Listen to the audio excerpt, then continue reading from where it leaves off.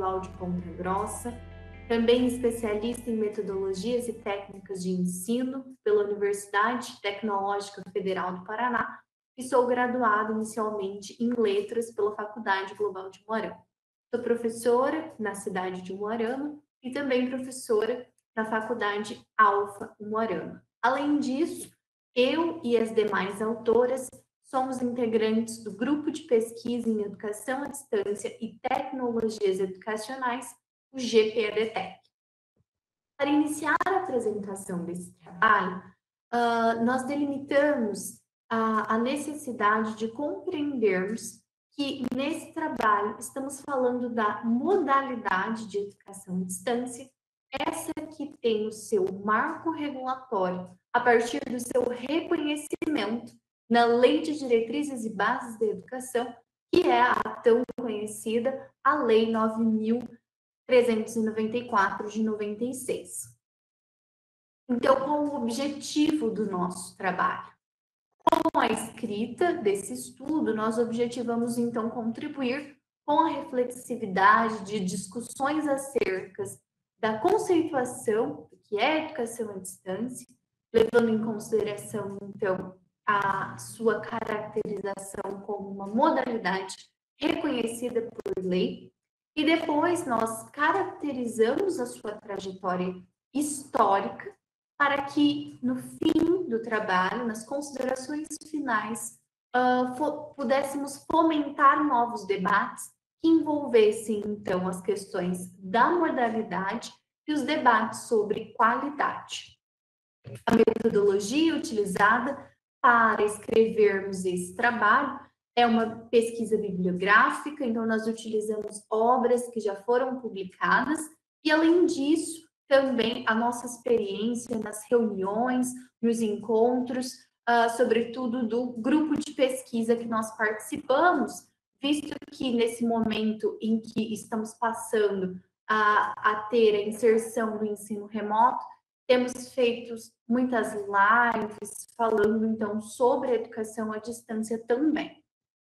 No desenvolvimento da pesquisa, nós elencamos 2 subtítulos, que foram eles. O primeiro, a EAD, breve trajetória histórica. E, em um segundo momento, nós debatemos os referenciais de qualidade para a educação superior à distância no Brasil, que é um documento do nosso país e que foi publicado em 2007. Veremos, então, um pouquinho agora do que é que nós escrevemos nesse primeiro subtítulo, onde nós tratamos sobre a trajetória histórica. Primeiramente, fizemos uma retrospectiva das gerações da EAD. Então, começamos elencando que EAD acontece desde quando nós utilizávamos os correios, né, as correspondências, as cartas escritas. Depois, com o desenvolvimento da tecnologia, nós percebemos uma mudança desse cenário para as questões da utilização do rádio, um pouquinho mais para frente, as questões, a utilização da televisão, até o século XXI, onde nós temos a predominância da internet, né, e dos recursos tecnológicos de informática, ou seja, os computadores. Então, nós percebemos essa evolução das gerações da modalidade e fizemos, então, uma retrospectiva. Analisando esse cenário de mudanças de gerações, que são as tecnologias que dão suporte para que a educação à distância aconteça, nós percebemos que e concordamos que essa modalidade sempre teve o objetivo de promover a democratização e o acesso ao ensino superior. Com os dados que nós apresentamos em nossa pesquisa, nós conseguimos, então, justificar que realmente a modalidade tem, sobretudo, esse objetivo, né, de promover a democratização e o acesso, visto a quantidade de alunos que não tiveram a oportunidade de entrar no ensino superior e frequentar o ensino presencial, mas com a inserção da educação à distância para esse nível de educação, puderam, então, frequentar uma faculdade, uma universidade. Percebendo esse objetivo de democratização, em 2021, em 2020, no século XXI, aliás, nós levantamos, então, algumas outras problematizações, que são elas. Por exemplo, a carência de políticas públicas que incentivem a permanência desses alunos que tiveram acesso. Como eu disse anteriormente, nós percebemos pelos números que as vagas na modalidade de educação à distância permitem que o aluno chegue até ao ensino superior. Mas agora nós precisamos pensar em políticas que também incentivem esse aluno, que muitas vezes é o aluno trabalhador, a ficar, a permanecer, a cumprir, a terminar o curso que ele, pôde ter acesso. E além disso, nós também levantamos a necessidade da discussão sobre a qualidade da oferta desses cursos, pois, como sabemos, a demanda, o número de vagas ofertadas são altos, mas nós também precisamos problematizar as questões de qualidade, como esses cursos estão sendo feitos. No próximo, na próxima subseção, que é a que a gente delimitou como os referenciais de qualidade, o de 2007, que é um documento do Brasil que não tem força de lei, mas apesar disso, é um importante documento, porque ainda em 2020, ele serve como um norteador, que pontua os tópicos necessários para a construção de um projeto pedagógico dos cursos que tendem a ser ofertados nessa modalidade. Então, vejamos, ainda nesse ano de 2020, passados aí mais de uma década, o documento que foi escrito em 2007 serve como norteador. Então, nós vamos também problematizar a necessidade de uma atualização desse documento, visto que, se percebemos lá nas gerações que foram levantadas inicialmente, o quanto de evolução nós já tivemos no que diz respeito às questões tecnológicas, a própria evolução da internet, dos recursos tecnológicos, e também pela parte política, pela parte das políticas públicas. Porque desde 2007, a educação à distância foi recebendo novas portarias, novos decretos, que foram permitindo novas ações dentro da modalidade e que, infelizmente, esse documento, que ainda estava em vigor em 2007, não nos acompanhou. Nós até levantamos a questão de que esse documento teve, por 2 vezes, grupos de trabalhos instituídos para que fosse, então, elaborado um novo referencial de qualidade que acompanhassem essas evoluções. Mas, infelizmente, nas 2 tentativas, no ano de 2016 e, mais recentemente, no ano de 2018, esses grupos de trabalho não obtiveram sucesso, não deram continuidade, então nós ainda não temos esse documento atualizado. Mas quais são, então, os tópicos que os referenciais de qualidade abrangem na tentativa de nortear o que seria um curso com qualidade na educação à distância do ensino superior? São eles, então, e eles estão elencados aqui. O primeiro tópico, que é a concepção de educação e currículo no processo de ensino-aprendizagem, do quais as instituições que oferecem os cursos nessa modalidade precisam definir quais são os sistemas de comunicação utilizados, as questões que dizem respeito à delimitação do material didático, a questão da avaliação, a equipe multidisciplinar, aqui a gente pode pensar nos recursos humanos, que são as pessoas que trabalham para que a educação à distância aconteça. Depois nós temos também a infraestrutura de apoio para que esse curso, possa se desenvolver, a gestão acadêmica administrativa e, por fim, a sustentabilidade financeira. No nosso trabalho, nós fazemos, então, uma explanação mais aprofundada de cada um desses tópicos, comentando o que é que os documentos referenciais de qualidade nos dão como base, para percebermos se o curso que está sendo ofertado tem qualidade.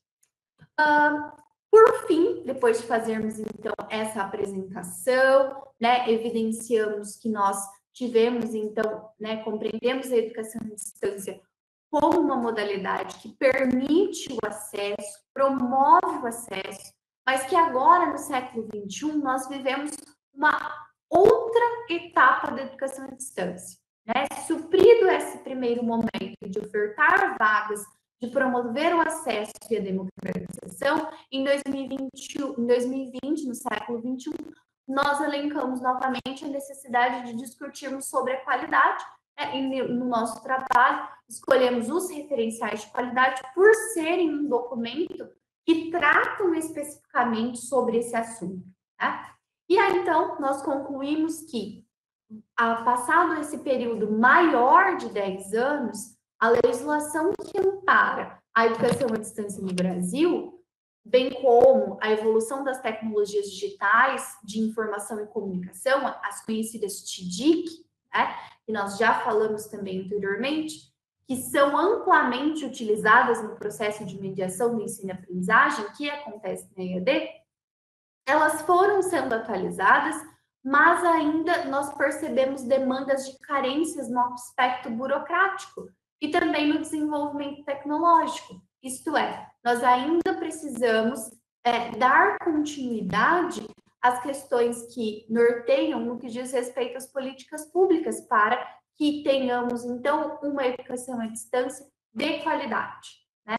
Colocamos também que compreendemos que em trabalhos futuros precisamos insistir na necessidade de questionarmos quais são os parâmetros de qualidade que são utilizados devido a essa enorme quantidade de vagas que estão à disposição dos alunos, né? Então, colocamos aqui que os referenciais de qualidade estão disponíveis, estão em vigor, eles são datados de um outro momento da trajetória da educação à distância no Brasil, né? Como vimos na trajetória apresentada, para agora nós precisávamos, né, para o futuro próximos, precisávamos de mais debate e de mais recursos que nos dê a garantia de que a oferta dessa modalidade nesse nível de educação, no ensino superior, aconteça evidentemente, né, com a qualidade que os alunos merecem. E se pensarmos na qualidade como um todo, nesse termo tão polissêmico, né? Ou seja, com tantos sentidos, vamos pensar que nós precisamos ter algum documento que dê essa sustentação. E os referenciais de qualidade, então, como nós vimos, sendo de 2007, infelizmente não nos dão uma oportunidade de pensarmos nas questões atuais, né? Como, por exemplo, o momento que vivemos em 2020, que é a questão da pandemia. Talvez seria interessante que nós tivéssemos não apenas referenciais de qualidade para a modalidade de educação à distância, mas também como para o ensino remoto, né? Para que não passamos mais uma vez por uma situação como essa e que não tenhamos um norte a ser seguido. Bom, então, essa era a apresentação do nosso trabalho. Muito obrigada por acompanhar. Em nome do GPEDTEC e da Universidade Estadual de Maringá, da qual nós representamos, nós agradecemos a oportunidade de estar participando desse evento. Muito obrigada. Daiane, nós que agradecemos a participação, excelente sua apresentação. As pessoas que estão participando gostariam de fazer alguma pergunta para a Daiane?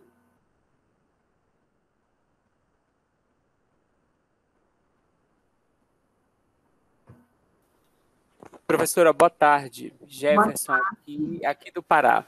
Eu gostaria primeiro de parabenizar o evento, dizer que a gente está necessitando realmente de mais atividades que realcem a importância da nossa educação à distância. Eu queria perguntar para a nossa colega, que acabou de apresentar, diante do fato de que ainda não tem regularizado na lei, como é que as universidades hoje, na visão delas, na leitura que elas fizeram do referencial delas, como é que as universidades em que elas estão se pautando para cada dia mais melhorar essa questão da qualidade, porque a gente vê ainda uma discriminação muito grande na educação à distância.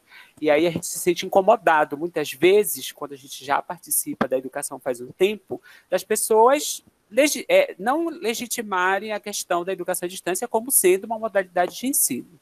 Obrigado.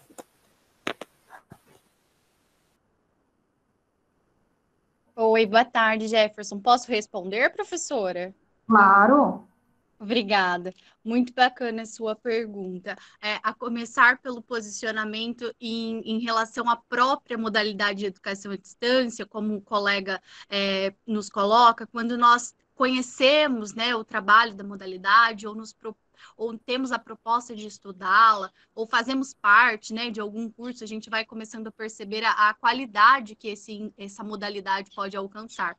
E quando você me pergunta, então, em que as universidades têm se pautado, até para que o próprio preconceito seja minimizado, né? Ou que, pelo menos, nós tentamos minimizar esse preconceito que existe ainda com a modalidade de educação à distância, eu diria que os últimos decretos, principalmente o decreto de 2017, ele traz algumas importantes modificações em relação ao decreto de 2005, né, que permite mais algumas aberturas para a modalidade de educação à distância. Então, eu diria que seria o último decreto de 2017 que dá uma base para as questões burocráticas da modalidade de educação à distância. Agora, em relação à qualidade, Jefferson, realmente, quando a gente se propõe a estudar os referenciais de qualidade para a educação superior no Brasil, que é, então, como eu disse na apresentação, um documento de 2007, e também foi o objeto de estudo da minha dissertação de mestrado, a gente fica, assim, um pouco incomodado, visto que a modalidade já encaminhou em tantos outros aspectos, e quando a gente se propõe a discutir qualidade, nós não temos um documento formal, né? E o que acontece? Se você visitar hoje a página do MEC, nas orientações das universidades que querem ofertar um curso de educação de ensino superior na modalidade de educação à distância, você encontra lá nos documentos citados para regularização dessa abertura de cursos na modalidade os referenciais de qualidade. Mas quando você se propõe a estudar o documento e ver que ele ainda fala de questões que já passaram, né? A gente já hoje, em 2020, a gente já trabalha com outras tecnologias, os próprios ambientes de estudo e aprendizagem, os AVAs, os Moodles, eles têm se reinventado e o documento não dá conta. O que acontece é, então, que a gente fica trabalhando com alguns documentos já ultrapassados, né? E isso, claro, não é sinônimo de garantia, quando a gente fala em documento, não estou dizendo que é sinônimo de garantia, mas minimiza um pouco a questão de pelo menos quem estiver ofertando os cursos nessa modalidade ser obrigado, né, a ofertar dentro atender o mínimo, pelo menos, né? Nós que também estudamos educação à distância, a gente sempre visa estudar mais a qualidade, como eu disse também na apresentação, de forma polissêmica, né? Então, a gente percebe que qualidade não é uma coisa fácil de se discutir, porque eu vou ter que pensar na qualidade na perspectiva do aluno, na perspectiva do professor, um problema que a gente tem também na perspectiva do tutor, né? Quem é esse profissional que atua como tutor? E a gente sabe que para funcionar um curso nessa modalidade, há sim a necessidade de um sistema muito bem adequado.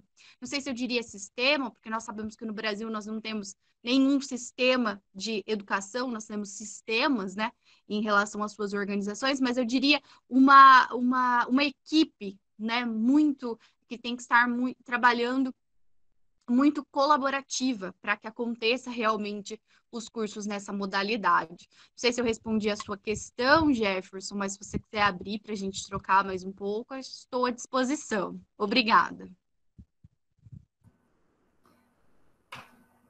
Daiane, eu gostaria de fazer uma pergunta para você. A gente está com pouco tempo, mas quando você se refere à questão do documento de referenciais de qualidade para o ensino superior, quais seriam os pontos críticos que você sugere atualização?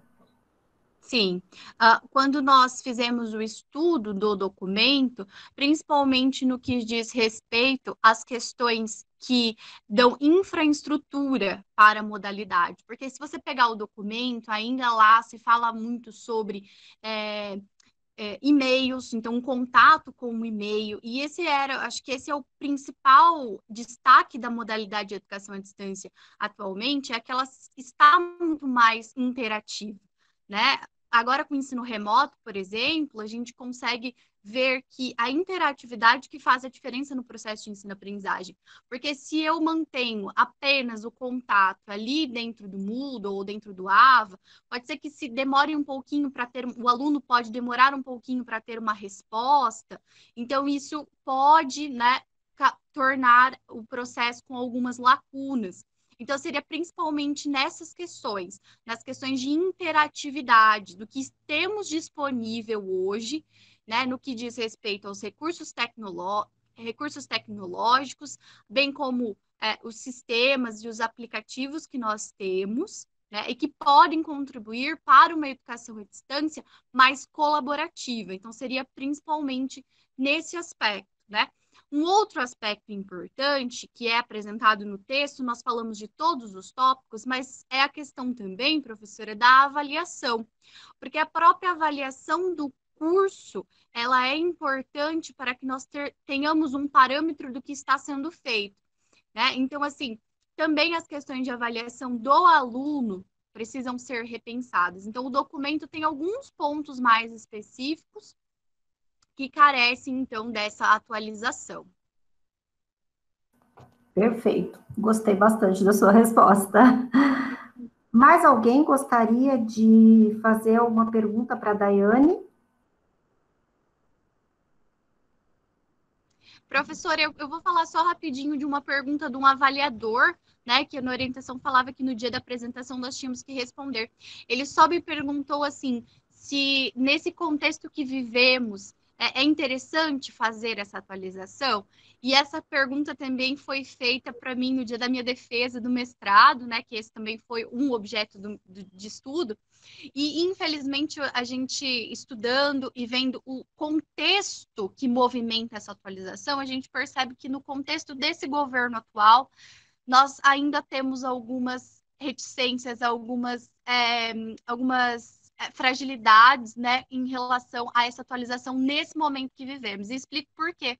Porque em 2018 foi, então, instituído um grupo de trabalho que, por meio de 3 portarias, a qual eu estudei, procurei quem eram as pessoas que estavam lá, poucas pessoas representantes que estudam educação à distância, então a gente ficou um pouquinho sentindo assim, a necessidade de ter mais debates, de abrir mais para a comunidade que estuda, a comunidade acadêmica que estuda esse tema, para a gente ter condição de daí, quando fizer essa atualização, nós termos um documento mais amplo, né? E principalmente agora, com a questão da pandemia e do ensino remoto, que na conclusão do nosso trabalho a gente também aponta a necessidade de nós termos um documento que norteie também o trabalho, o processo de ensino-aprendizagem com o uso das tecnologias. Então, talvez já nem seria mais um referencial de qualidade só para o ensino superior, né? Nós temos uma reforma que possivelmente venhamos a ter aí um ensino médio com até 40% de educação à distância. Então, talvez nós tenhamos que discutir já essa qualidade na modalidade de forma mais ampla. Acho que essa era a pergunta do lado do avaliador. Obrigada pelo espaço, professora. Perfeito, eu que agradeço a sua apresentação e devido ao horário encerramos agora para a próxima apresentação. 5 minutinhos para dar uma descansada, tomar uma água e iniciamos a próxima apresentação, ok, pessoal?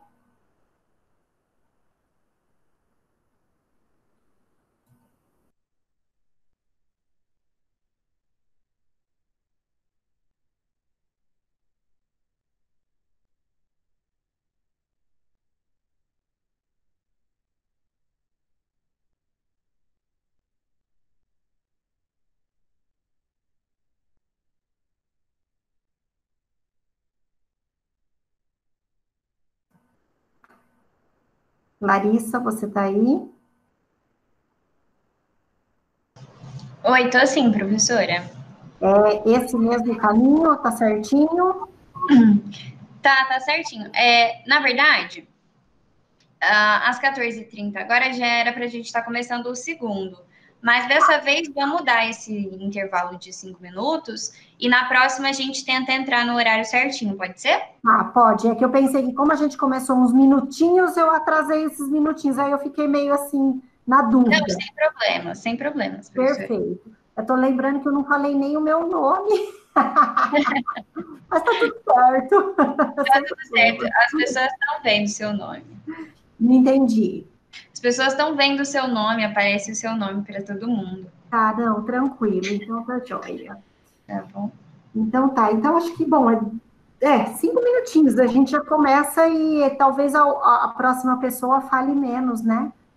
Sim. Sim, tudo bem. Então, 2h34 a gente entra. Combinado. Mas agora eu não preciso mais fazer as apresentações, falar dos 10 minutos, preciso? Eu acho bom avisar os autores, né, de que a apresentação dura no máximo 15 minutos e aí tem 10 para discussão, para a gente poder não atrasar de novo. Tá, Tá combinado. bom? Então. Valeu. É só isso.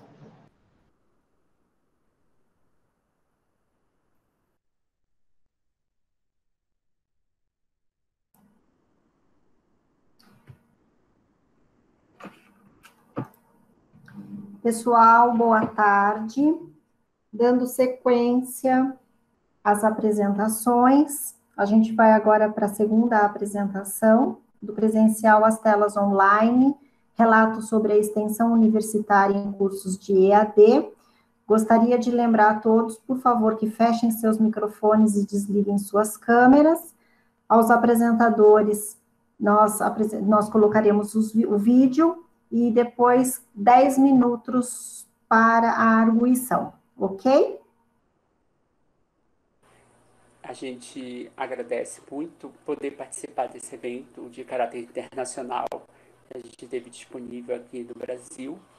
E a gente está trazendo um pouquinho da contribuição que nós fizemos, eu, Jefferson Luiz da Silva Cardoso e a professora Raíra Carolina Lima Marinho, sobre do presencial às telas online, relatos sobre a extensão universitária nos cursos EAD. Eu sou professor de uma universidade no interior do estado do Pará. A gente realizou algumas atividades de extensão na modalidade EAD, no contexto que nós vivemos hoje, e a gente vai apresentar para vocês. Vamos lá. Dentro da nossa introdução, a gente fala do contexto mundial da pandemia da Covid-19, que trouxe para a gente sérias reflexões, muitos comportamentos a gente precisou mudar, inclusive a questão do isolamento social foi necessário, né? Não isolamento social aquele individual, mas isolamento social coletivo e que impedisse a propagação da doença. Aí, todos os setores da sociedade foram, como é que eu posso dizer para vocês, assim, alcançados pela situação. A educação não seria diferente. Ela sofreu grandes impactos no sentido de que hoje a gente pensa no novo formato de fazer educação. Na verdade, nós estamos nos reinventando e nos redirecionando para a educação à distância. Então, o mundo universitário ele é feito do ensino da pesquisa. Nesse relato de experiência, a gente trouxe a questão da extensão como sendo um dos focos do nosso estudo. A EAD, nesse contexto, ela recebe uma qualidade diferenciada, principalmente dos atores que fazem parte dele. Somos nós, professores, e os alunos, assim, de frente mesmo, mas a questão das coordenações, do planejamento e da autogestão das universidades precisou repensar o seu modo de ensino, e hoje a gente está trabalhando na EAD pelo ensino remoto. E, por último, na introdução, a gente fala dos novos formatos de fazer educação. Na verdade, novos não. Nós nos redirecionamos para a EAD como uma forma de continuar o nosso processo educacional no Brasil, ok? O objetivo geral do nosso trabalho é refletir sobre a extensão universitária por meio da oferta de cursos e minicursos e palestras voltados para o universo acadêmico. A metodologia que nós utilizamos foi a pesquisa biográfica e documental, na perspectiva de Severino de 2007. Utilizamos também um formulário online para que a gente pudesse recolher as informações dos alunos. Fizemos uma análise interpretativa hermenêutica nos olhares de Pádua e Minaio. Ao todo, nós atendemos mais de 1.000 alunos. Quem participou da nossa experiência foram 624 alunos que a gente traz para vocês a resposta dos nossos questionários que eles nos enviaram. Bem, o contexto é a realidade investigada. A realidade do isolamento social por conta da pandemia Covid-19, ela trouxe novos desafios para nós, principalmente nós que somos da educação e que trabalhamos no presencial. Foi suspensa a nossa atividade e nós precisamos nos realinhar nesse sentido. Então, nós tivemos o desafio de continuar com as atividades sociais. Muito difícil, muito complicado. Nós recebemos um impacto muito grande. Hoje a gente tem protocolos para sair à rua, protocolos para se reunir com os nossos familiares. E essas situações elas precisam ser repensadas dentro do nosso processo de ensino e aprendizagem, fazendo lá educação dentro das nossas universidades. Então, a educação presencial, ela cede espaço para online, que é a EAD. Então, a gente saiu das salas de aula, porém, nós viemos para cá, para o outro lado da câmera, dos nossos computadores, dos nossos celulares, permanecer em processo de construção do nosso conhecimento. E a EAD no Brasil, ela teve como é que eu posso dizer? Ela teve uma explosão com essa pandemia, porque foi a opção que nós tivemos de continuar promovendo o processo de elaboração do nosso conhecimento. Então, nós, professores, e os nossos alunos, eles têm aí novos desafios. Nós, enquanto professores, precisamos nos adaptar a esse novo cenário, o das câmeras, o das redes sociais, da tecnologia, dos aplicativos, e voltar isso para o ensino e aprendizagem dos nossos alunos, e eles, por sua vez, de se organizar para ter autonomia de estudar à distância. E a gente coloca que as universidades elas precisaram se reestruturar em termos da EAD. Nós temos aí grandes universidades, a própria USP, a PUC, que já trabalham a questão da EAD de forma mais efetiva. Elas não sofreram tanto com esse distanciamento, com esse isolamento que nós precisamos ter. Já outras universidades, como é o caso da universidade que eu faço parte, ela está em processo de estruturação do seu núcleo de educação à distância, para que a gente possa estar colocando para os nossos alunos melhores condições de ensino e aprendizagem dentro dos nossos ambientes virtuais. Então, parte das universidades do Brasil precisaram se reestruturar, principalmente as novas, tá bom? O diagnóstico da situação problema, a gente partiu de uma dificuldade que os nossos alunos tiveram no encontro com a extensão no formato EAD. Quando a gente pensa em extensão universitária, imediatamente vem aquela cena de você fazer um projeto para a comunidade e executar na comunidade. A extensão no formato EAD proposta para as universidades para os alunos é aquela que leva cursos, minicursos, palestras e eventos no formato EAD. Então, a gente viu que o aluno ele ainda precisou compreender como é que acontecia esse processo. Então, a gente trouxe aqui algumas análises que nós fizemos. Nós fizemos umas perguntas lá no nosso formulário e o nosso público respondeu. Então, quanto tempo, considerando o dia, você fica conectado à web? A gente teve aí mais da metade dos alunos marcando 24 horas. Então, 24 horas é um dia inteiro. Hoje a gente tem os nossos celulares e os nossos celulares dormem com a gente. E põe assim debaixo do travesseiro, ou então assim no pé da cama, para que quando a gente acorda, a gente vá direto nele. Aquela velha desculpa de acender para clarear o quarto. Não, a gente quer realmente ver quem está online, o que está acontecendo, se mandaram alguma coisa para mim na noite, né? E nós, professores, hoje, nesse contexto em que nós precisamos nos direcionar para a tecnologia e continuar fazendo o nosso trabalho, a gente teve um despertar muito grande por conta da tecnologia. E o nosso aluno ele se encontra conectado. Só que nós tivemos 48 respondentes que têm apenas 2 horas conectados direto na internet. Então, a gente, aqui no estado do Pará, na região norte, nós temos uma malha de internet muito dificultosa por conta do nosso clima e da grande massa de ar, de nuvens que tem na região amazônica. Então, a gente tem uma dificuldade muito grande de internet. Ok? No gráfico 2, qual o seu grau de interatividade com o uso da tecnologia? Celular, tablet, notebook, computador. A gente colocou alto, médio, baixo e ruim.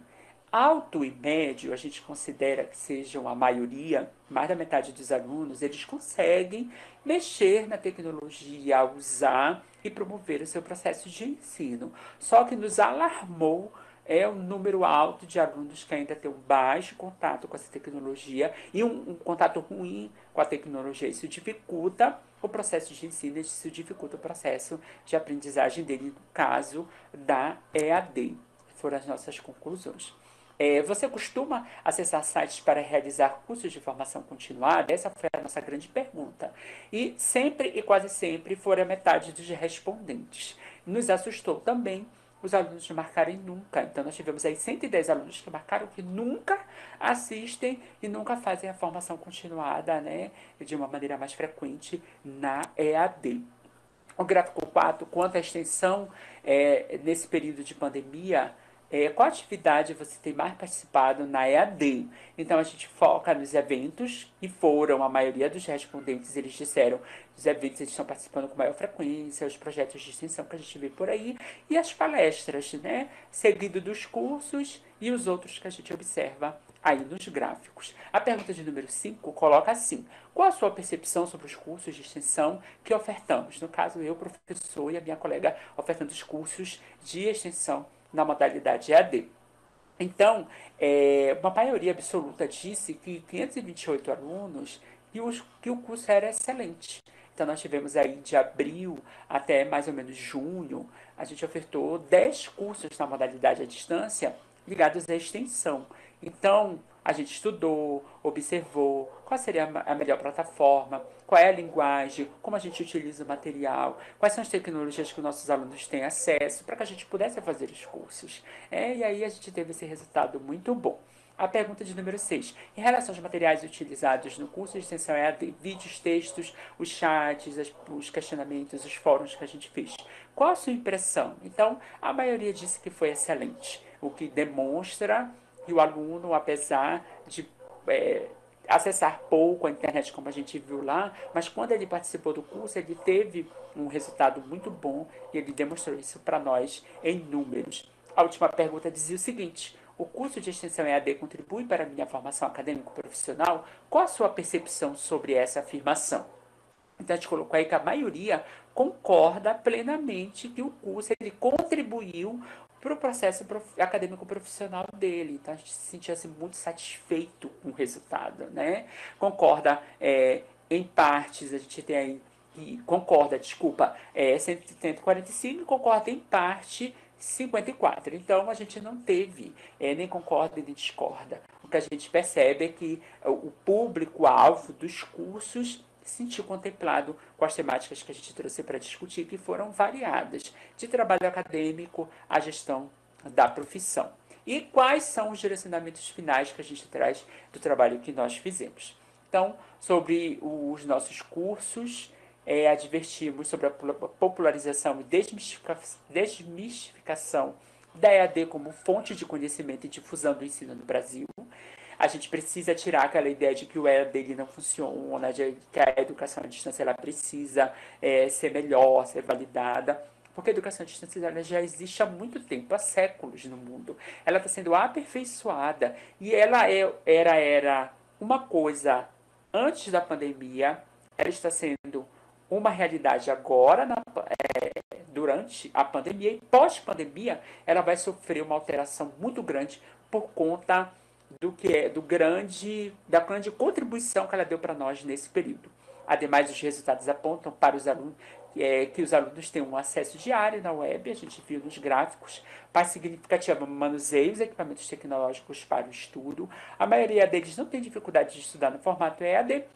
E, por fim, os cursos de extensão na modalidade EAD, eles contribuíram no contexto da pandemia de forma decisiva no processo contínuo de seus aprendizados, tanto na vida acadêmica quanto profissional. O que a gente traz de conclusão mesmo, de fato, é que apesar da gente se distanciar da sala de aula presencial, a EAD ela supriu,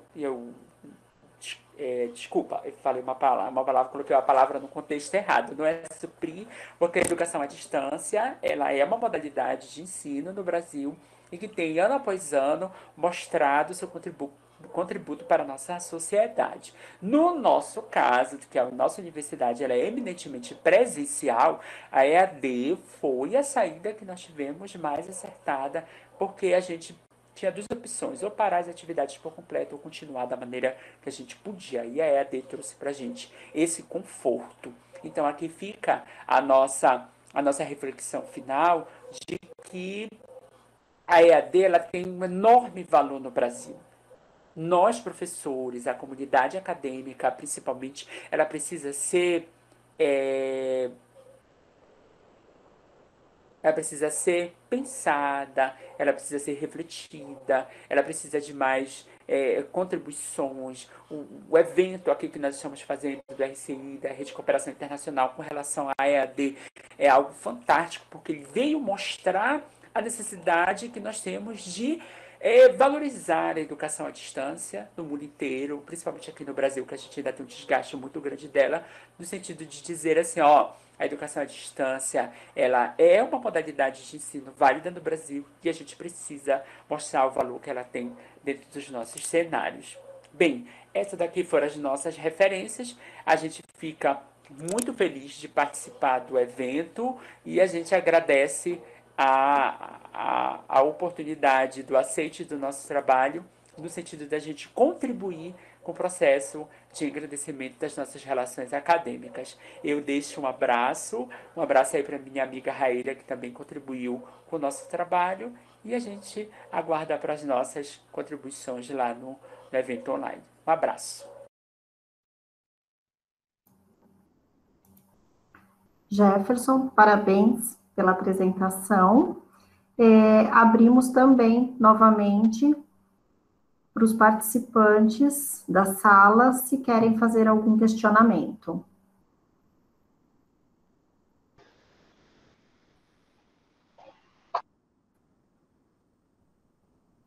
Bom, então... Eu posso fazer uma questão? Pode sim. Professor, pode fazer. Ah, tá bem. Eu fiquei curiosa, porque é um estudo muito recente, né? Parabéns, gente. Que riqueza de dados que vocês trouxeram para o evento. Realmente, assim, fiquei aqui abismada com a qualidade e os dados que vocês trouxeram. Parabéns mesmo. Eu só fiquei, assim, um pouquinho curiosa em saber qual é a concepção de educação à distância que vocês usam. Porque quando a gente fala de educação à distância em contexto de pandemia, aqui, pelo menos no nosso grupo de pesquisa, nós temos sempre pensado no contexto de pandemia relacionado ao ensino remoto emergencial.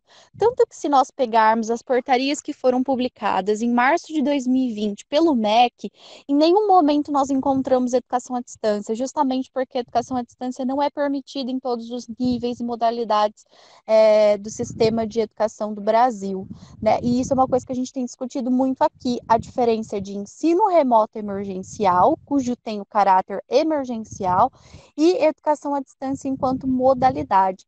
Mas, pelo que eu entendi, vocês ofertaram cursos de extensão, né? Então, os alunos que participaram desses cursos, eles escolheram participar, é isso? Obrigada. Então, Daiane, bora lá. Eu fico muito feliz com a sua pergunta, e é interessante a gente avaliar que aqui, pelo menos onde eu estou, na região norte, a gente ainda tem uma dificuldade. Nós não, né? Que a gente faz leitura, pesquisa, e a gente tem contribuído na medida do possível com o alargamento dos nossos conhecimentos. Mas ainda há uma resistência muito grande na concepção do ensino à distância do jeito que está. Tanto que as portarias que você trata, que fala sobre o trabalho, o ensino remoto, que foi esse adotado pelas universidades, eu penso que ela foi colocada de maneira, Jefferson, professor, equivocada. Por que não colocar ensino à distância? Por que não referenciar a nossa educação à distância, que está aí dentro dos parâmetros, que está aí dentro da nossa LDB, que é a nossa Lei Maior de Educação? Por que não falar sobre? Ah, não, é remoto, vai ser agora remoto, porque nós estamos no contexto. Não, gente, nós entramos na educação à distância. Eu não posso dizer que eu estou ofertando, a gente vai entrar agora, por exemplo, a minha universidade, no período letivo suplementar, que vai ser à distância, eles estão tratando como remoto. Eu penso que não, entendeu? Agora sim, é claro, a Daiane, você tem uma militância dentro da educação à distância diferente de mim e as nossas diferentes concepções. Mas no meu caso, e aqui na nossa universidade, dá uma resistência muito grande.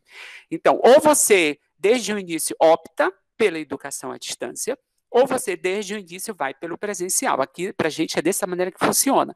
Nós, enquanto professores, tentamos desmistificar essas situações, no sentido de referenciar as modalidades de ensino, dizer a contribuição que elas têm, tirar a venda dos olhos das pessoas, que muitas vezes eles vêm e dizem assim mesmo, olha, o ensino à distância não funciona, eu não vou fazer à distância porque não presta. Eu digo, gente, não é assim que funciona discurso. Você já estudou o que é? Já tentou se observar? Já viu como foi feito o processo de instauração da educação à distância, os referenciais que existem? Então, você pode falar. Eu falo quando eu tenho argumentos. E aí, para a gente, é uma resistência muito grande, assim, uma realidade que a gente vive na pele. Então, nós, professores, muitos dos nossos colegas e mais o aluno tiveram uma resistência muito grande. Qual foi a nossa saída logo que aconteceu o problema da Covid-19? Os nossos cursos de extensão, que eram aqueles que a gente fazia nas comunidades, eles migraram todos para EAD. E foi EAD mesmo, porque produção de material, o professor gravava a aula, tinha plataforma, e eles faziam lá a trilha do conhecimento, e a gente utilizou várias ferramentas da EAD. Aí eu sempre penso assim, então, por que não referenciar a nossa educação à distância, dizer que é ensino remoto? Aí eu já entro numa questão, eu mesmo, professor particular, que é minha. Mas aí, Daiane, foi isso. O resultado dos trabalhos, eles trazem aí as questões dos alunos e o encontro com essa educação à distância por meio da extensão, tá bom? Professora Tualpa, por favor. Olá, boa tarde a todos e a todas. Fico muito lisonjeado em poder participar com vocês, um evento rico. É o seguinte, o professor Jefferson, quais foram as resistências? Eu sei que o senhor apresentou aí brilhantemente, mas assim, eles alegam que dificuldade no acesso à plataforma, falta de uma formação mais didática na ambientação no AVA, na Moodle, no Zoom. Como é que sim a resistência deles, oscilação do sinal da internet? Eu gostaria de saber essa resistência, né, que você tanto fala. Por favor. Legal, professor. É interessante a gente ver que aqui, como eu expliquei no vídeo, disse que a gente tem uma dificuldade muito grande de internet. Por exemplo, se eu abrir minha câmera agora, meu sinal cai. E a gente vive nessa situação aqui em Belém do Pará. Se o evento fosse ontem, eu não estaria participando, porque ontem a gente teve oscilação de internet o dia todo. Então, assim, uma das primeiras resistências é mesmo entender a concepção do que é EAD, entender a concepção desse ensino remoto, que a Daiane está tentando explicar para a gente todo o tempo aí, está colocando para nós, e que realmente acontece, né? Hoje eu estou feliz que eu estou aqui, já faz 40 minutos quase, e a nossa internet ainda não caiu, mas aonde a gente vive, cai muito. Então, assim, a primeira resistência deles é com relação à internet, eles já justificam que eles não podem. A segunda é o discurso de que a EAD não funciona, a pessoa nem participou. E aí, a terceira, a gente trabalha no sistema, não sei a universidade de vocês, eu trabalho no SIGA. Então, o nosso SIGA é a plataforma que ele entra, que ele vê. O SIGA, para mim, é excelente, a gente coloca material, pode colocar vídeo, pode colocar enquete, um monte de coisa. Eles já não exploram do jeito que devia o SIGA. Então, assim, eles colocam uma série de dificuldades, professor. Primeiro, que a modalidade não funcionaria. Segundo, que eles não têm muito crédito com relação à modalidade. Terceiro, que não seria uma coisa válida. Para vocês terem noção, vigora que se eu levo um diploma que está escrito à distância nas escritas, e o colega meu leva que está escrito presencial, o cara do presencial vai ter preferência do que a distância. Não é assim que funciona. Então, a gente tenta mostrar para eles que a gente vive diante de uma realidade que é diversa, que as modalidades elas são diferentes e que a gente precisa entender a concepção. E aí tem, né, professor, também a questão da dificuldade com relação à tecnologia. Então, por exemplo, eu estou na pós-graduação, nossa pós-graduação está sendo no ensino remoto, à distância. E aí a gente coloca atividade, o aluno não tem, às vezes a coisa está lá na frente dele, ele pergunta para a gente por WhatsApp se é ali mesmo que é o negócio. Então, assim, a gente tem feito tutorial, a gente tem feito manual, nós temos feito diversos guias no sentido da gente tirar essa venda dos olhos deles para ver se eles têm, sabe, uma atividade maior, professor. Então, existe uma grande resistência, principalmente aqui no Norte, em relação à educação à distância. E é isso que a gente está tentando reverter diante desse quadro. Eu espero que eu tenha respondido para o senhor. Excelente, professor. Muito obrigado. Respondeu sim. E realmente é muito tenso, né, essa questão da internet. Obrigado. Pessoal, Jefferson, muito obrigada pela apresentação, agradeço a todos a participação, acho que é uma discussão bastante rica, mas vamos interromper novamente para a gente conseguir começar pontualmente às 3 horas, às 15 horas, a apresentação, a próxima apresentação, ok? Se vocês quiserem continuar a discussão pelo chat, sintam-se à vontade. Muito obrigada.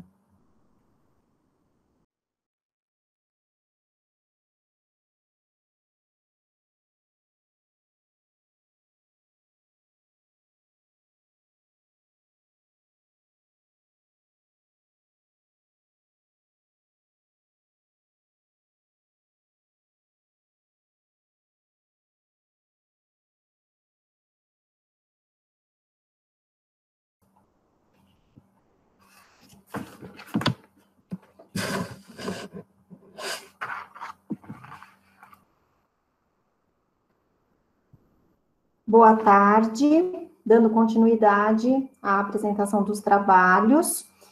Apresentaremos o César Bento de Freitas vai apresentar agora o trabalho Educação à Distância e Ensino Técnico, Histórico e Preconceito de Origem. Peço a todos, por favor, que fechem seus microfones e desliguem suas câmeras para que nada fique sobrecarregado. O vídeo terá duração máxima de 15 minutos e, em seguida, 10 minutos para a discussão. Muito obrigada. O trabalho fala sobre ensino técnico e educação à distância. Meu nome é César, eu sou professor no ensino técnico e atualmente estou fazendo doutorado na Unesp, na área de Ciências Sociais, com o tema de políticas públicas para a educação à distância. No Brasil, a educação à distância ela já conta com mais de 100 anos. O ensino técnico também, uma vez que ele começou sua atividade em 1909.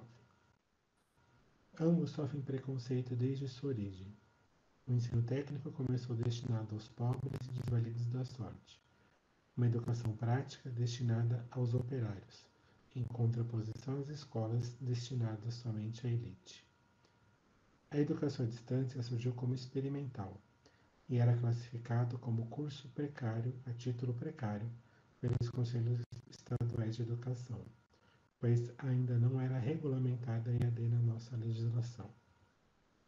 O ensino profissional e a educação à distância possuem laços, uma vez que os primeiros eram oferecidos nesta modalidade voltados às pessoas em busca de emprego, especialmente nos setores de comércio e serviço, voltando historicamente para a formação de adultos, seja na formação inicial do profissional, seja na sua atualização. A história da educação à distância no mundo é bem longa. Existem relatos já de 1728 e na Gazeta de Boston foi anunciado um curso de taquigrafia por correspondência.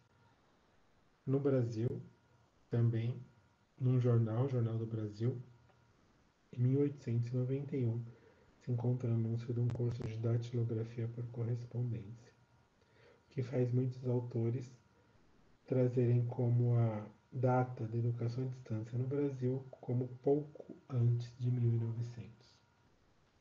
Em 1904, foram instaladas no Rio de Janeiro as escolas internacionais. Elas ofereciam cursos à distância por correspondência, com cursos voltados para pessoas que estavam em busca de empregos, especialmente nos setores de comércio e de serviços. O ensino técnico no Brasil teve seu início formal em 1909, de um decreto no governo de Miro Peçanha, apesar de ele ter sido concebido no governo anterior.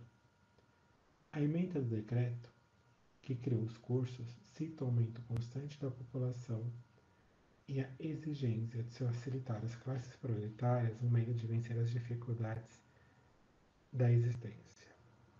A emenda continua informando a necessidade de habilitar os filhos dos mais pobres com preparo técnico e intelectual. Era prevista a manutenção pelo governo federal de uma escola de aprendizes e artífices em cada uma das capitais dos estados. Nelas se formavam operários e contramestres, sendo ministrado ensino prático e conhecimento técnico necessários à aprendizagem do ofício. Tanto a EAD quanto o ensino técnico são temas que sofrem com certo preconceito e discriminação. Antes da sua regulamentação pela atual LDB, os cursos de educação à distância eram considerados experimentais e autorizados a título precário pelos Conselhos Estaduais de Educação. Em sua maioria, eram cursos supletivos, e daí pode vir essa rotulação como de menor qualidade. Esse preconceito também pode vir do período em que se baseava em ensino por correspondência. Para uma parcela da população desfavorecida economicamente, nem sempre oferecendo cursos de boa qualidade. Outros estudos apontam que a EAD seria vista como inferior devido a iniciativas mal-sucedidas que marcaram o início da EAD no Brasil. Até em tempos mais recentes, podemos perceber alguma adjetivação negativa em relação à modalidade de educação à distância. Um parecer do Conselho Nacional de Educação, de 2002, aponta a EAD como alternativa para nações mais pobres. Entretanto, a maior oferta de cursos, modalidades e número de matriculados trouxe consigo uma crescente credibilidade na modalidade, que passou a oferecer ambientes, metodologias e conteúdos mais adequados. Já o ensino técnico teve sua criação destinada aos pobres e humildes, desvalidos da sorte. No texto do decreto que o criou, tem-se os seguintes termos: que o aumento constante da população das cidades exige que se facilite às classes proletárias os meios de vencer as dificuldades, sempre crescentes da luta pela vida. Que para isso, se torna necessário não só habilitar os filhos dos favorecidos da fortuna com indispensável preparo técnico e intelectual, como fazê-los adquirir hábitos de trabalho profícuo, que os afastará da ociosidade ignorante da escola do vício e do crime. Depois, na Constituição de 1937, também o ensino técnico é taxado como destinado às classes menos favorecidas. Crianças e jovens pobres seriam o público da educação profissional.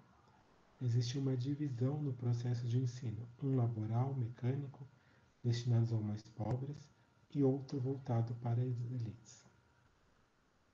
Para os trabalhadores, era destinada uma formação voltada para o treinamento. Existia uma dualidade entre educação dos trabalhadores e educação das elites.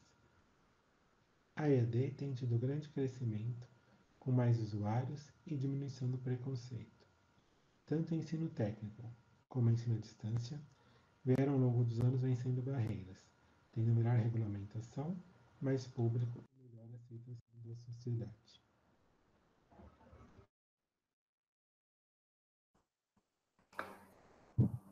César, muito obrigada pela sua apresentação. Abrimos as discussões. Alguém gostaria de iniciar?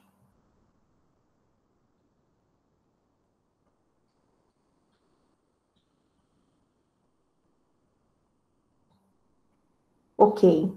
Eu vou fazer uma pergunta para você, então, César. Você, no seu artigo, você relata sobre o preconceito e a discriminação em EAD, que sofreu ainda, que ainda sofre, né? Sofreu e ainda sofre. Porém, em tempos atuais de pandemia, né, a EAD ela acabou solucionando muitos problemas.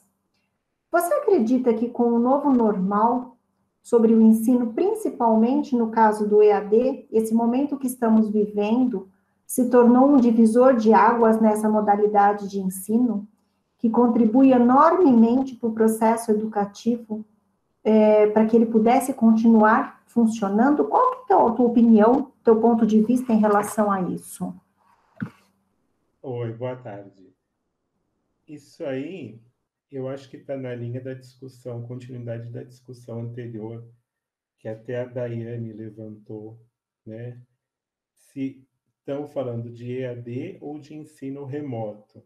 Eu trabalho no EAD da minha instituição no ensino técnico, e lá se trata dessa situação atual agora que está vivendo os cursos presenciais, que passaram para virtuais, se trata como ensino remoto, e não propriamente como educação à distância, né? Que até a Daiane levantou isso. Mas, de toda forma, eu acho que traz a discussão, né? Porque o EAD sempre está lá como uma educação de segunda linha, falando, o colega falou anteriormente, o diploma que está escrito que foi EAD, ele vai ter preferência pelo outro. Então, pelo menos traz a discussão. Eu acho que a instituição onde eu estudo tinha grande resistência com o EAD, agora as aulas estão sendo todas virtuais, já estão se propondo cursos em EAD, né? Tem inclusive uma disciplina que eu faço, que no começo do semestre ainda passado, quando estava presencial, o professor não permitia usar nem celular e nem computador na sala de aula. Era terminantemente proibido. E aí, depois de uma semana que parou tudo, passaram-se 2 semanas, voltou tudo justamente pelo celular e pelo computador. Então, independente, não sei se aumentou ou diminuiu o preconceito, está trazendo a discussão e está ganhando mais espaço para uma futura ampliação aí do EAD. Certo, perfeito. César, você relata no artigo Desenvolvimento Histórico de Tecnologias e Metodologias, né, na modalidade EAD. Nas áreas onde as atividades práticas profissionais são inevitáveis, como que você percebeu no seu trabalho, na sua pesquisa, essa evolução com relação às práticas profissionais? No EAD, né? As práticas por EAD. Exato. Já existiam algumas coisas antes, né? Justamente desenvolvida para cursos em EAD, como algumas simulações virtuais, programas que simulam isso, né? De simulação da realidade, de realidade aumentada. E existem algumas práticas aqui em São Paulo, né, que eles preveem quando voltar o ensino, a primeira coisa que vai voltar seriam essas práticas de laboratório, que tem coisa que realmente não vai se substituir. Você vê aí, principalmente, vamos pensar em hora da saúde, por exemplo, por mais que se tenha simuladores, realidade virtual, alguma coisa assim, a prática ali no dia a dia, o contato vai ser necessária para o aluno ter a formação dele, né? Certo. Tá. E existe grande interesse no seu ponto de vista, né? Existe grande interesse nas instituições em oferecerem cursos de ensino técnico na modalidade EAD? Como é esse processo no Conselho, não sei se você tem conhecimento disso, no Conselho Estadual de Educação? Sim, eu tenho. Eu também trabalho como parecerista no Conselho Estadual de Educação, eu presto serviço para eles. Uma escola, por exemplo, quando quer abrir um curso técnico em EAD, ele vai entregar toda a documentação no Conselho Estadual, que preliminarmente vê aí essa parte técnica documental. E daí ele nomeia especialistas na área de educação à distância e da área do curso em si que vai ser aberto. E esses especialistas vão até a escola, avaliar a qualidade da escola, do material didático, dos professores, plano de curso, biblioteca, ambiente virtual. Eu faço parte desse grupo de pareceristas do Centro Estadual de Educação de São Paulo, né? Então, eu vou até a escola avaliar se a escola teria condições de ofertar esse curso EAD técnico ou não. Número de alunos, a avaliação como é feita, a estrutura da escola, o administrativo, estrutura de professores.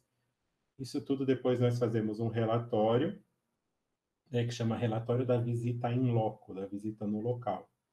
Esse relatório é anexado no processo e serve para o conselheiro basear se ele vai permitir a abertura da escola ou não, né?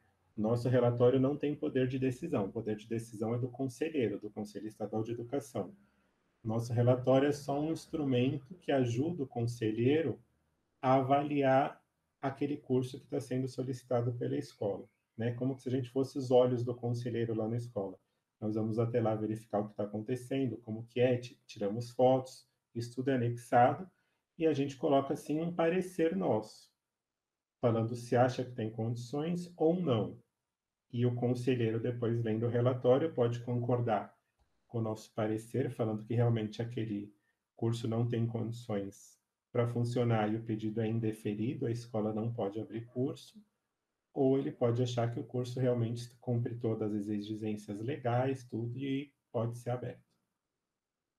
E a demanda, eu trabalho numa instituição que oferece cursos técnicos à distância. Nós tivemos agora, no meio do ano, processo de vagas, tínhamos 2.000 vagas. Para essas 2.000 vagas se inscreveram 15.000 alunos. Então, demanda tem. Tá. E tira uma dúvida nossa, então. A gente sabe que nos cursos de graduação, as aulas práticas, né, elas não estão sendo permitidas na modalidade à distância, ou mesmo por meio de tecnologias de informação. Como que isso está no ensino de curso técnico? Da mesma forma, não é permitido, porque às vezes se o curso já era aprovado, o EAD, nós estamos falando de duas coisas. Se o curso já era aprovado para EAD, isso já foi verificado no caso de cursos técnicos pelo Conselho Estadual de Educação.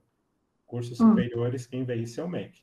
Então, o curso já tinha essa estrutura, eventualmente, para dar tudo em EAD, ou previa, por exemplo, encontros presenciais, e o curso seria semipresencial. Então, já tinha uma estrutura montada para isso. Nessa realidade de agora, como a colega falou na discussão anterior, a instituição não considera que o curso está em EAD, o curso está em ensino remoto, e não tem aquela estrutura que os cursos EAD têm, né? Então, realmente não é autorizado que isso seja feito à distância, as práticas. Elas estão suspensas, né? Está se prevendo aqui em São Paulo, no caso, existe aquele plano São Paulo de reabertura parcial, agora a próxima previsão que tem é outubro, né? Para se retomar alguma coisa presencial. E quando começar a retomar presencial, que são com menos alunos, vai se priorizar nas escolas as práticas que são exigidas para a formação, né? E daí sim vão ser dadas as aulas práticas. Então, como no ensino superior. Sim, exatamente. Tá. O Jefferson pergunta quais os cursos listados nesse tempo. Quais os cursos? Deixa eu ler. Quais cursos foram listados nesse tempo? Quer explicar a sua pergunta, Jefferson? César, boa tarde, César. Só o nome dos cursos, que é para a gente ter uma noção, assim, de o que eles necessitariam para poder funcionar perfeitamente, tá bom? O nome dos cursos que já oferece onde eu trabalho, é isso? Não. Esses que você aí recebeu essa demanda, que eles abriam 2.000 vagas, quais foram os cursos que foram Então, ofertados? esses aí são onde eu trabalho, que é o Centro Paula Souza, é uma rede de cursos técnicos aqui em São Paulo. Foram ofertados técnico em administração, técnico em secretariado, técnico em comércio, técnico em guia de turismo, técnico em desenvolvimento de sistemas. Esses cursos são totalmente online, totalmente à distância, só com as provas presenciais. Para esses cursos, nós tínhamos 2.000 vagas e tivemos 15.000 candidatos. Ok. Mais alguma pergunta, pessoal?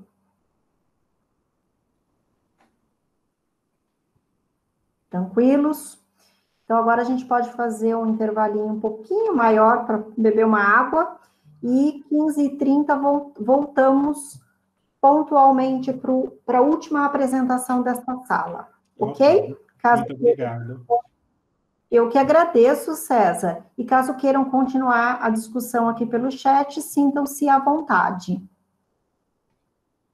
Muito obrigada, César. Obrigado, boa tarde. Boa tarde.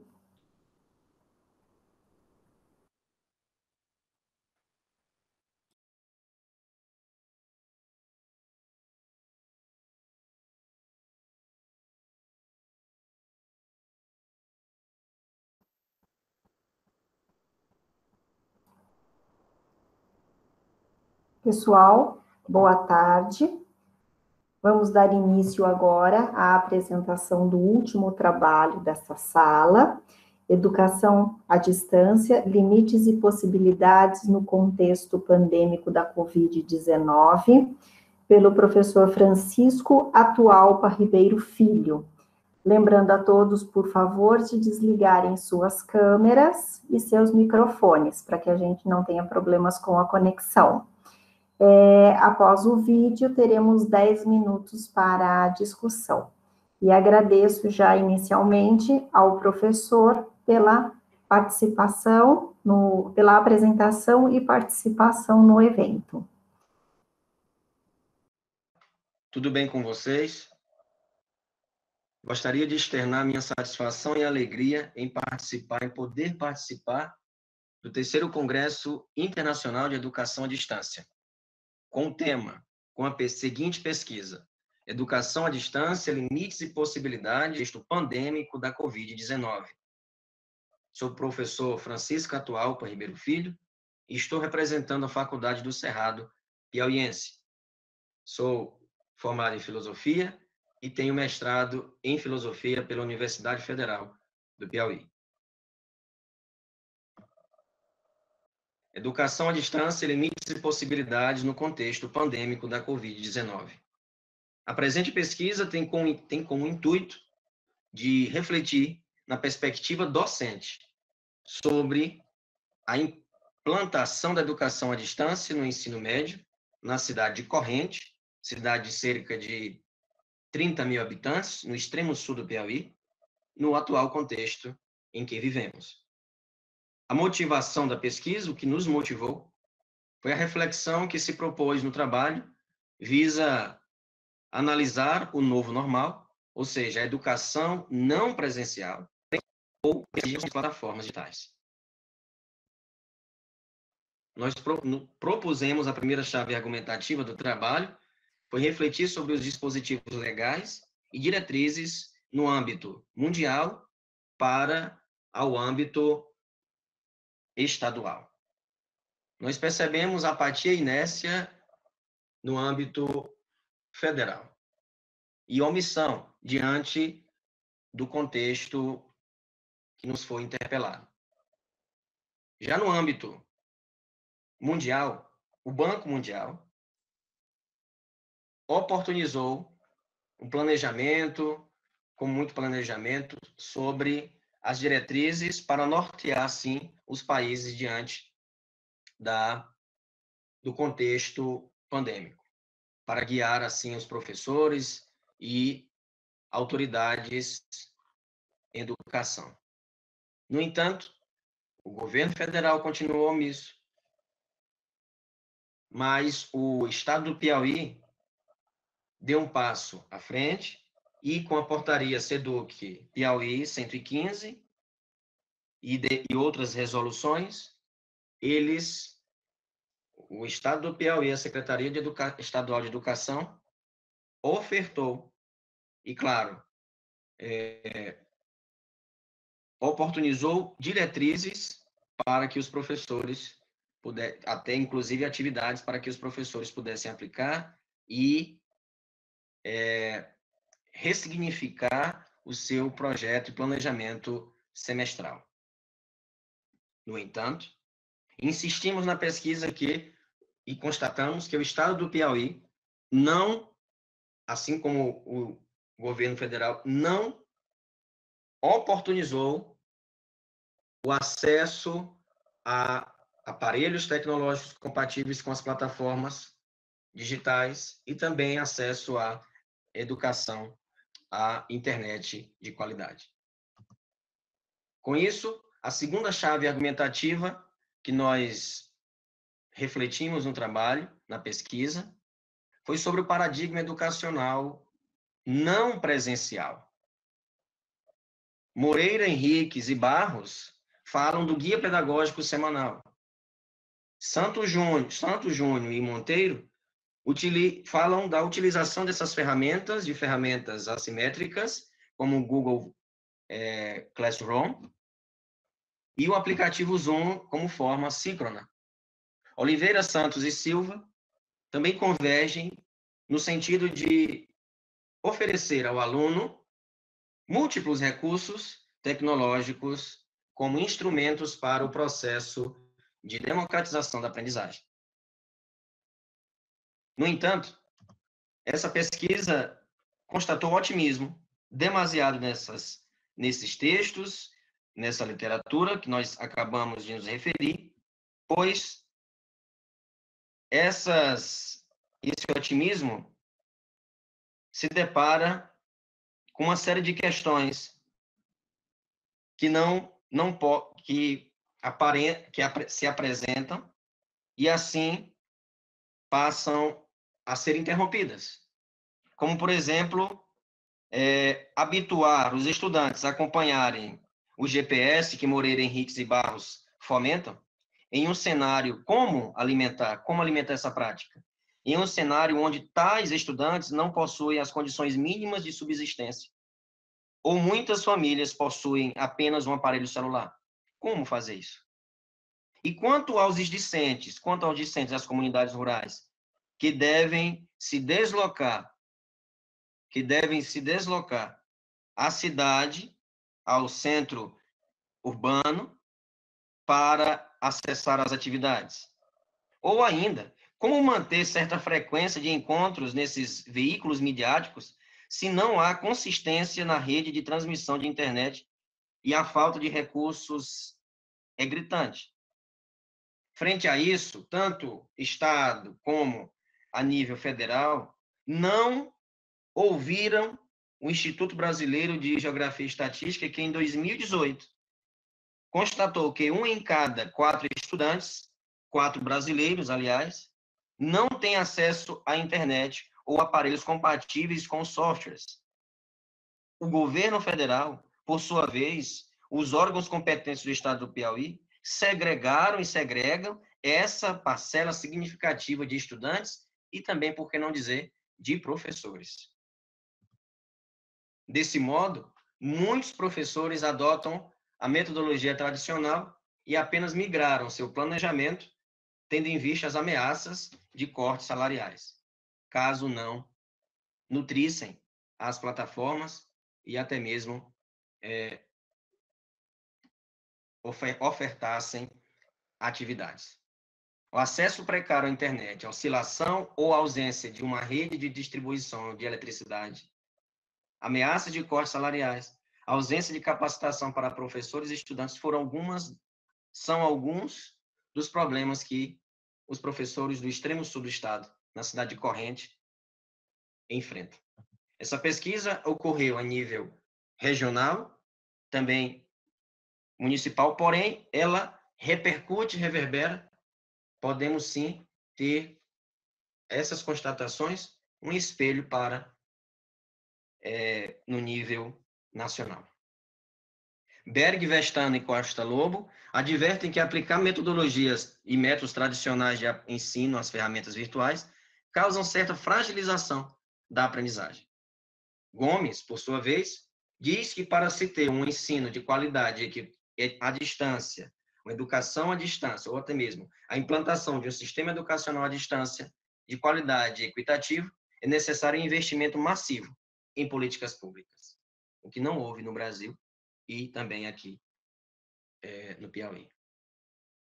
Martins, e gostaria de muita atenção nesse pensador, nesta pesquisa que nós dialogamos.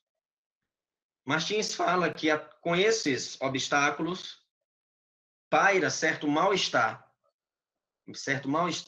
diante dessa modalidade, da modalidade EAD, por parte, é claro, da população, por nunca encararem essa modalidade como um sistema, mas sim sempre como uma modalidade. E por ser modalidade, sempre ficou aquém do normal, ou seja, da educação presencial, da educação corpo a corpo. Então, quando veio, e segundo Martins, quando veio esse novo normal, houve certo impacto, houve certa rejeição por parte de muitos educadores, estudantes e, claro, familiares. Nesse sentido, Martins ressalta que não há como retroceder.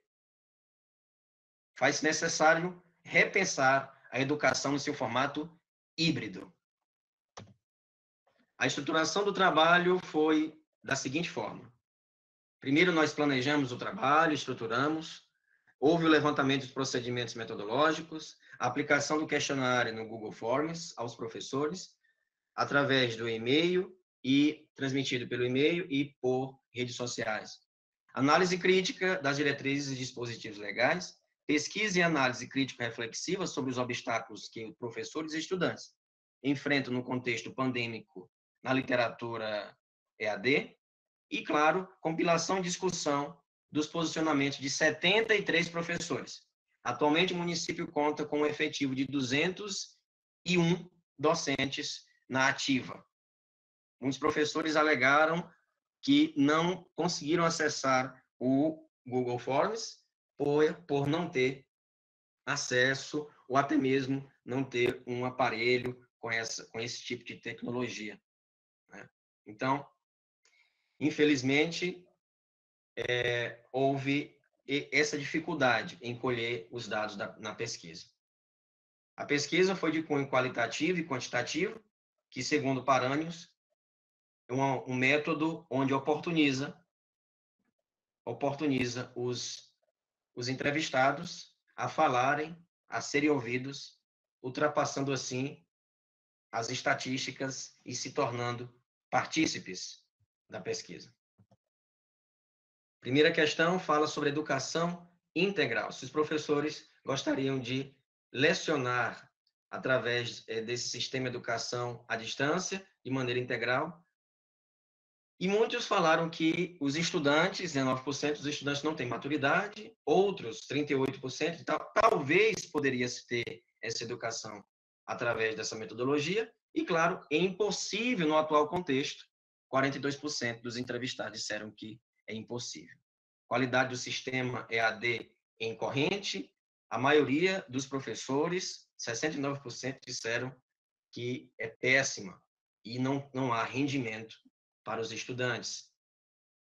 Questão número 3, os professores encaram a educação à distância apenas como suporte para o ensino presencial, onde se constata aí o posicionamento de Martins, que nós já falamos. 46% disseram que sim, né? Utilizam a educação à distância como ferramenta para projetos, para trabalhos, mas nunca utilizaram como em cursos de extensão ou até mesmo nesse formato que estamos vivendo. Então, muitos encaram a educação à distância apenas como uma ferramenta e não veem a educação à distância como um novo normal, como uma nova metodologia a ser seguida. Questão número 4, nós perguntamos sobre a avaliação, se há rendimento na avaliação da aprendizagem, nas propostas de atividade, fóruns, chats, e eles disseram que não. Aumentou o nível de plágio, muitas narrativas falaram que os estudantes continuam ainda com essa prática Ctrl+C, Ctrl+V, agora na maneira EAD, de maneira mais persistente.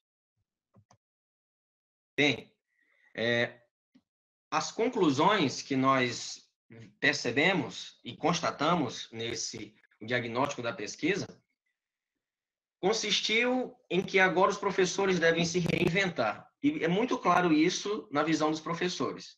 No entanto, eles demonstram muita angústia por não terem suporte, tanto do Estado quanto ao nível federal, mas principalmente, é claro, a nível estadual. Esses fatores geram também tensão e estresse nos professores. Muitos relatos, professores demonstraram fadiga, estresse e, claro, se sentindo com a privacidade sendo invadida. Nós oportunizamos duas propostas de intervenção como posterior, né, para desdobramento futuro do trabalho. Uma foi a oferta de bolsa pelo governo estadual aos estudantes que obtivessem melhor rendimento e aproveitamento ou performance nas plataformas digitais, a oferta de bolsa. E transmissão radiofônicas no sentido modelo, né, podcasts, para que os professores pudessem não falar sobre os conteúdos, que também nós consideramos meio precipitado essa forma de aprendizagem, mas sim oportunizassem diálogos, né, ou até mesmo entrevistas com outros colegas para falar sobre o percurso acadêmico, o percurso profissional, até mesmo para despertar no estudante sobre qual profissão seguir. Também poderia convidar profissionais de outras áreas. Aqui, algumas das referências que nós utilizamos. Gostaria de agradecer a todos e a todas. Estou aberto aos questionamentos, críticas, dúvidas. Desde já, muito obrigado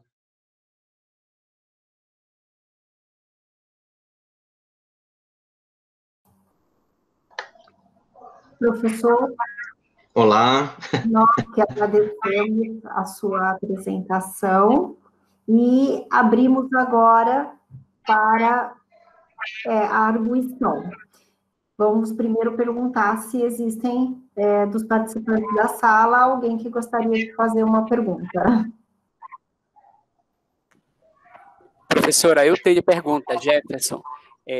Professor Atualpa, eu fiquei, assim, muito feliz com a tua pesquisa em demonstrar essa realidade que a gente tem no ensino médio, né? Para a gente é um grande desafio colocar os meninos do ensino médio para a modalidade de educação à distância. Aí eu fiquei bem impressionado mesmo quando você falou na questão da ameaça dos cortes salariais. E eu queria que você falasse assim, um pouquinho, nesse tempo todo, o que a Secretaria de Educação fez aí por vocês nesse contexto de mostrar essa nova realidade, de formar mesmo os professores. Certo, ótimo questionamento, professor. Muito obrigado. Agradeço a todos os colegas pelo apoio, né? Tendo em vista que a atenção aqui também é no sinal de internet, né? Eu estou...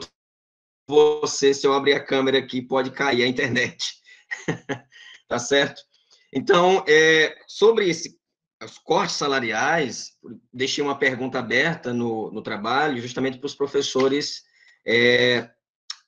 expor, né, a angústia e essa aflição. E, de fato, muitos professores relataram que estão, nessa pesquisa, foi em meados de abril, estão temerários, sim, com os cortes salariais, e muitos professores fazem grupos de WhatsApp, colocam conteúdos, né, no grupo de WhatsApp, porque, de fato, é muito difícil aqui, e tem que alimentar o sistema, tem um sistema, uma plataforma, entende? Mas eles alegam que não há compatibilidade com os aparelhos, né? Professores que se endividaram, né? Fizeram os famosos crediários, né? Para poder, cartão de crédito, para poder ter um computador melhor, ter um celular melhor. Tudo bem que deve se investir no aparelho, mas foi um período emergencial, ninguém estava esperando nesse sentido. Então, caberia o governo do estado, penso que, dar esse suporte também financeiro ao professor e às professoras aqui do extremo sul do Piauí, como todo o estado, mas a minha pesquisa foi mais em corrente. Então, professor, é angustiante, aqui é desolador o cenário, de fato. Os professores têm, sim, ameaças de cortes salariais, devido não poderem, às vezes, não alimentar a plataforma e tem o seu malabarismo, né?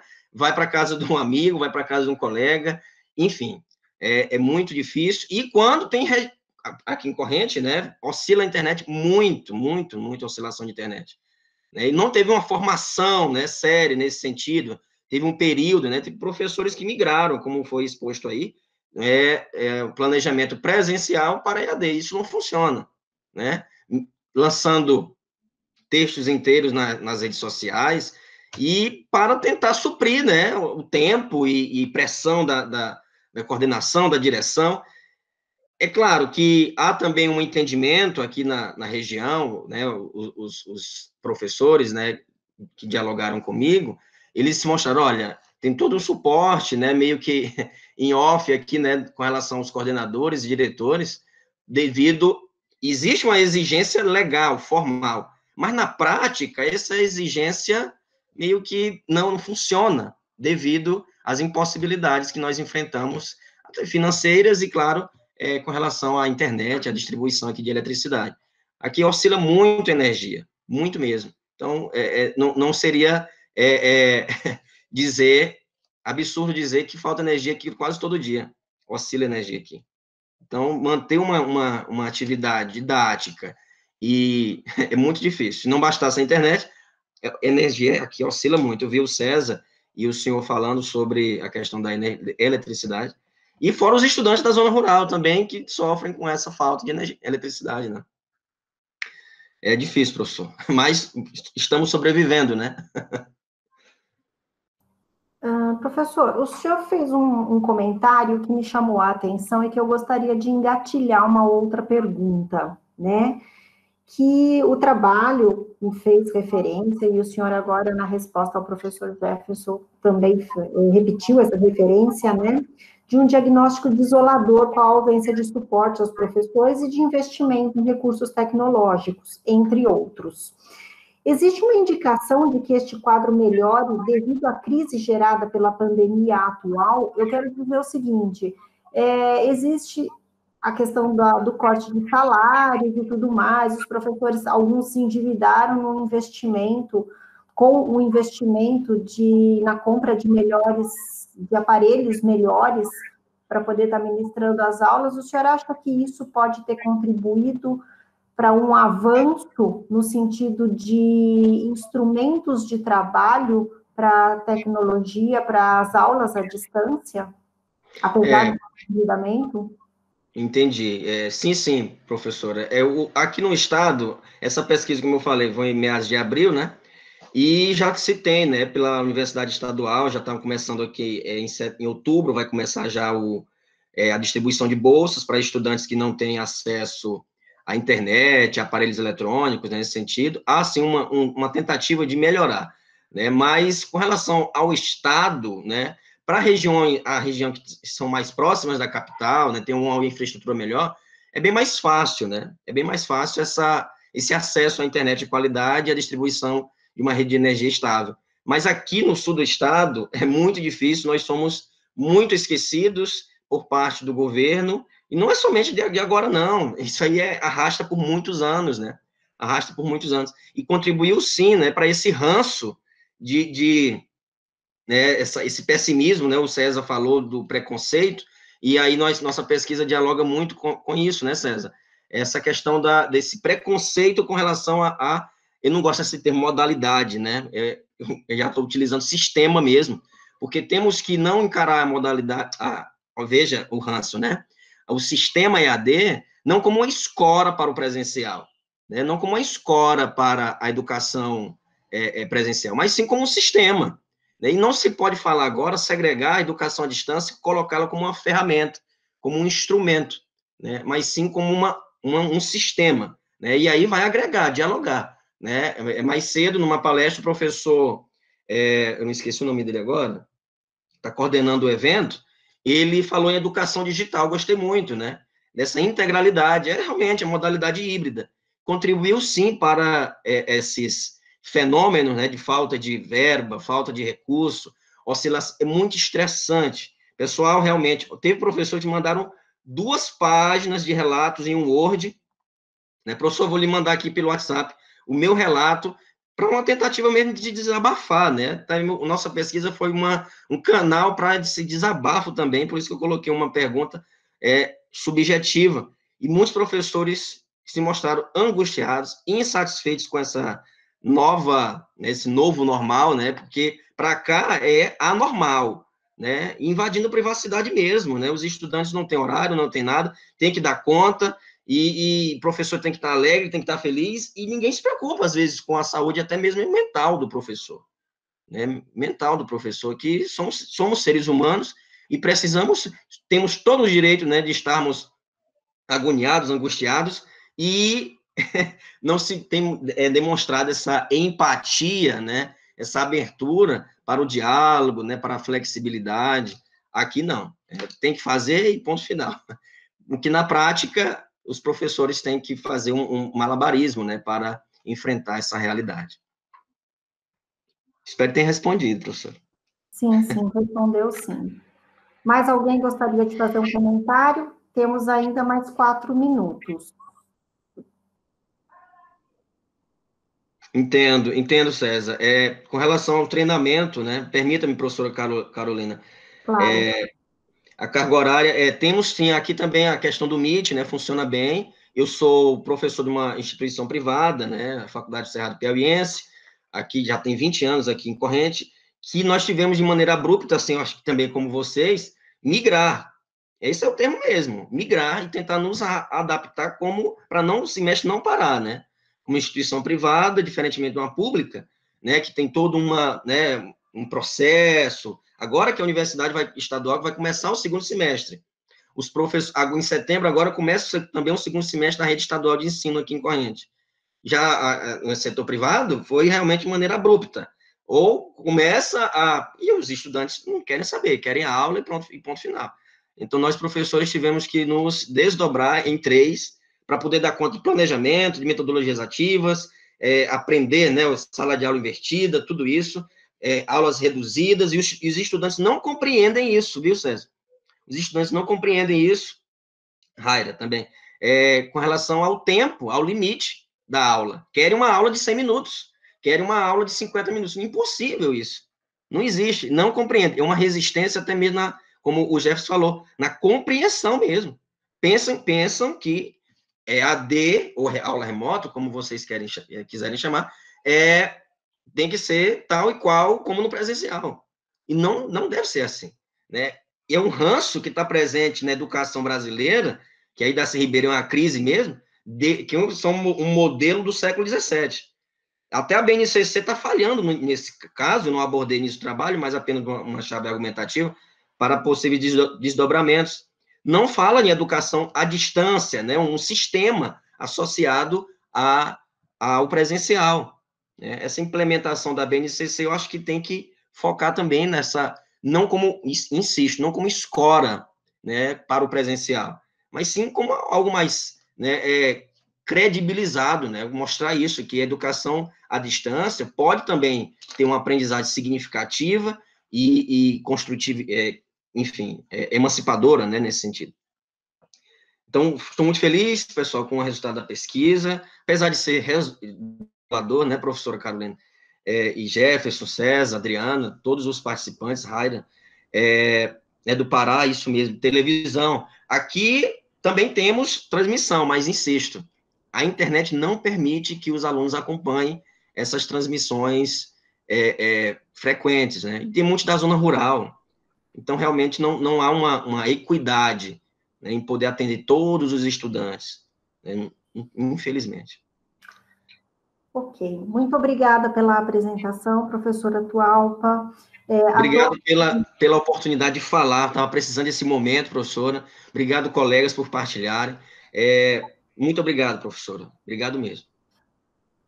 Obrigado a todos que puderam estar presentes, a todos que participaram, apresentaram seus trabalhos. Acho que a troca de ideias foi bastante rica. Infelizmente, o tempo ele é bem apertado, mas percebi que pudemos ter também a troca de contatos aqui e teremos oportunidades outras de discussões.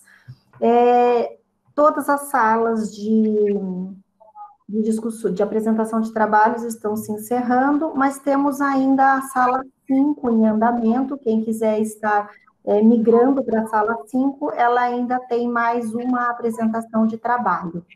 Agradeço a participação de todos e desejo um bom evento. Até mais. Até mais, professora. Até mais, colegas. Até.